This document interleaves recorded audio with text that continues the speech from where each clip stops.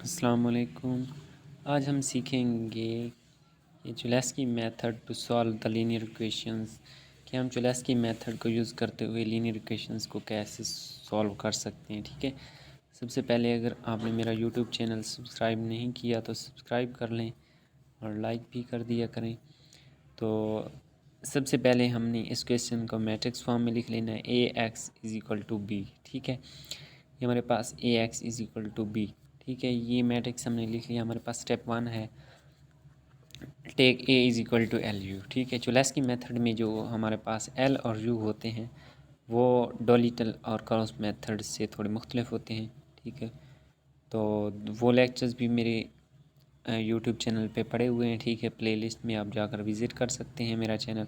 तो यहाँ पे लिखें एल लेंगे, L is equal to D11, जो डायगोनल एंट्रीज़ हैं उनको D11, D22, D33 लेंगे, और जो अपर ट्रायंगुलर मैट्रिक्स है उसकी भी डायगोनल एंट्रीज़ को D11, D22, D33 लेंगे। ठीक है, ये लेने के बाद सिंपली हमने इनको आपस में मल्टीप्लाई कर देना है और इनकी वैल्यूज़ को वैल्यू ऑफ ए के साथ कंपेयर कर लेना है। ठीक है, D11 का स्क्वायर इज़ इक्वल टू 2 है, तो ये मैंने इसी तरह इसको 2 के इक्वल कर दी, यहाँ से D11 इज़ इक्वल टू √2 हमारे पास आ गया। ठीक है, ये है L21 D11, इसकी वैल्यू ए में मैंने कंपेयर करवाई है। ठीक है, ये देखें 4 के साथ, तो ये 4 के साथ कंपेयर करवा के यहाँ से मैंने L2 फाइंड किया है। ठीक है, इसी तरह सारी वैल्यूज़ कंपेयर करने के बाद मैंने L और U फाइंड कर लिए हैं। ठीक है, असल बात होती है आपको कंसेप्ट समझाना। ठीक है, तो आप इनको कंपेयर करके ये वैल्यूज़ निकाल सकते हैं। ठीक है, तो ये हमारे पास L आ गया और ये हमारे पास आ गया U।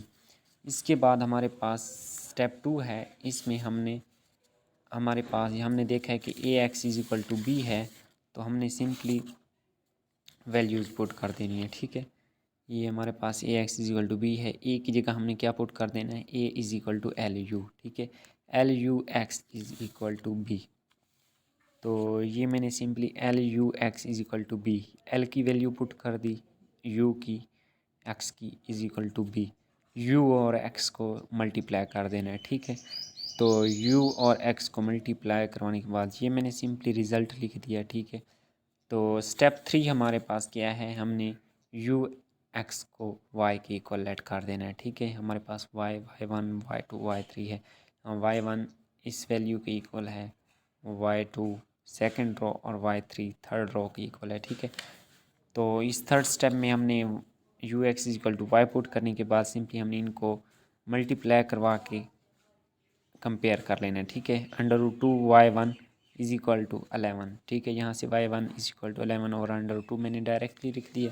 ठीक है, आगे भी इसी तरह 4 और √2y1 plus y2 is equal to 28, तो यहाँ से मैंने y2 फाइंड कर लिया। ठीक है, y2 हमारे पास 6 आया।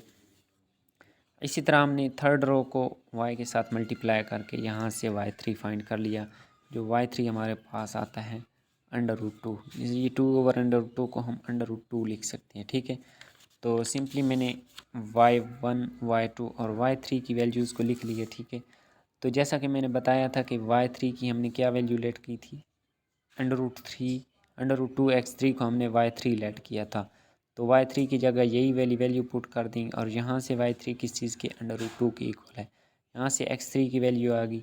y2 किसके इक्वल लेट किया था हमने, x2 + 4x3। ठीक है, ये x2 इधर रहेगा, दूसरी तरफ y2 हमारे पास 6 है, -4 × 1, x2 इज इक्वल 2 आ गया। यहाँ पे y1 इस चीज़ के इक्वल लेट किया था हमने, सिंपली यहाँ x1 √2x1 को एक तरफ रखा, बाकी वैल्यूज़ ये y1 की वैल्यू पुट कर दी और ये वाली वैल्यूज़ उधर जाकर माइनस हो गई। ठीक है, तो ये √2 इधर आकर ज़रब खाएगा, √2 ज़रब √2 2 आ जाएगा। ये वैल्यू हमारे पास 6/2 इज़ इक्वल टू 3, तो x1 हमारे पास 3 आ गया, तो हमारे पास सोल्यूशन सेट ये बन गया। ठीक है, सिंपली मैंने इसको लिख लिया, तो ये हमारे पास सोल्यूशन सेट है। फ़ी अमान अल्लाह।